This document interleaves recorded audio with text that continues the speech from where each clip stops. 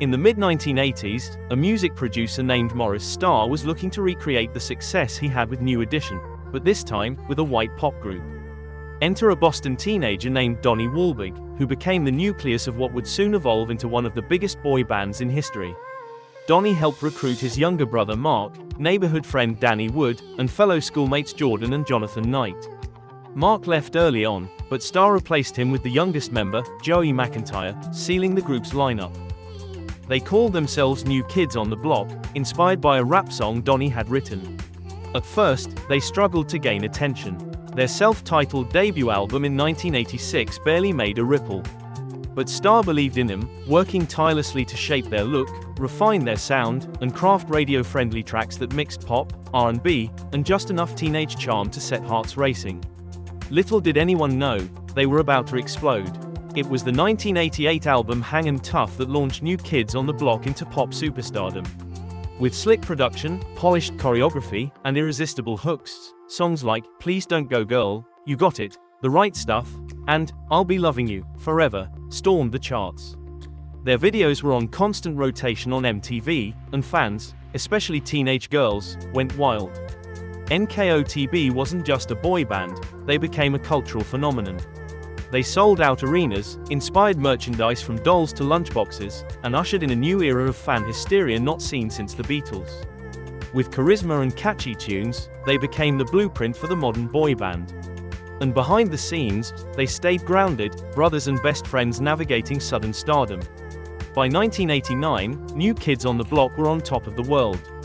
Their Step by Step album dropped in 1990 and became another massive success, with the title track hitting #1. They had their own Saturday morning cartoon, a growing fan club, and sold out concerts around the globe. Every magazine cover, every radio station, NKOTB was everywhere. But fame came at a price.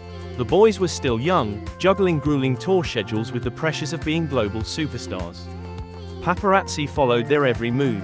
Critics were less kind, dismissing them as a manufactured product. But their fans didn't care. To them, New Kids were authentic, lovable, and larger than life. For a generation, these five guys were the sound and heartbeat of their youth. By the early 90s, the boy band craze had begun to cool. Grunge and gangster rap were rising, and NKOTB's squeaky clean image no longer fit the musical landscape. Their 1994 album Face the Music showed maturity and solid R&B influence, but sales didn't match past glory. The band quietly disbanded later that year, leaving millions of fans heartbroken. Despite their split, the members remained close. Donnie pursued acting, landing roles in films and TV shows. Jordan and Jonathan released solo music. Joey McIntyre built a career in theater and pop. And Danny dove into producing. Though their time at the top had ended, their influence was just beginning to ripple across pop culture. Even during their hiatus, NKOTB's legacy echoed through music history. They had paved the way for future boy bands like Backstreet Boys, NSYNC, and One Direction.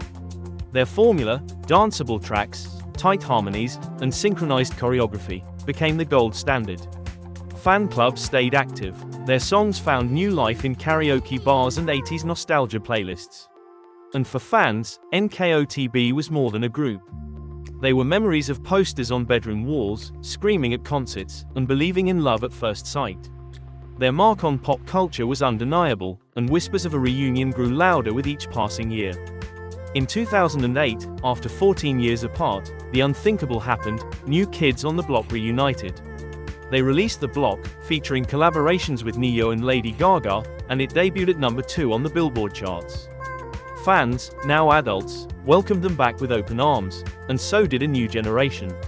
Their comeback tour was a massive success, filled with nostalgia and renewed energy.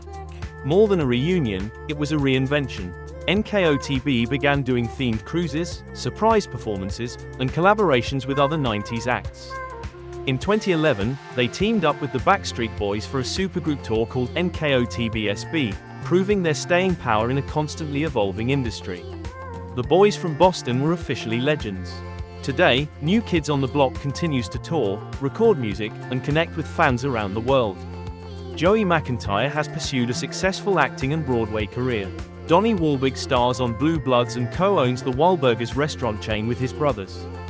Jordan and Jonathan Knight continue to sing and have even dabbled in reality TV, with Jonathan hosting Farmhouse Fixer on HGTV. Danny Wood remains devoted to music and family, as well as his Remember Betty charity honoring his late mother. They've aged, matured, and evolved, but their bond is unbreakable. Each member continues to honor the legacy they built while living fully in the present. From arenas to cruise ships to sold-out reunion shows, they've proven that New Kids on the Block aren't just a boy band of the past, they're timeless performers with a devoted fan base and a story still being written. In a world where most pop acts fade fast, New Kids on the Block defied the odds.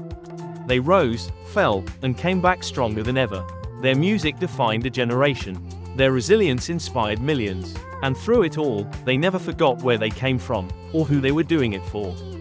For fans old and new, NKOTB represents more than catchy songs and killer dance moves. They're a symbol of youth, friendship, and the power of reinvention. From Boston basements to global superstardom to beloved comeback kings, their journey is one of pop music's most enduring tales.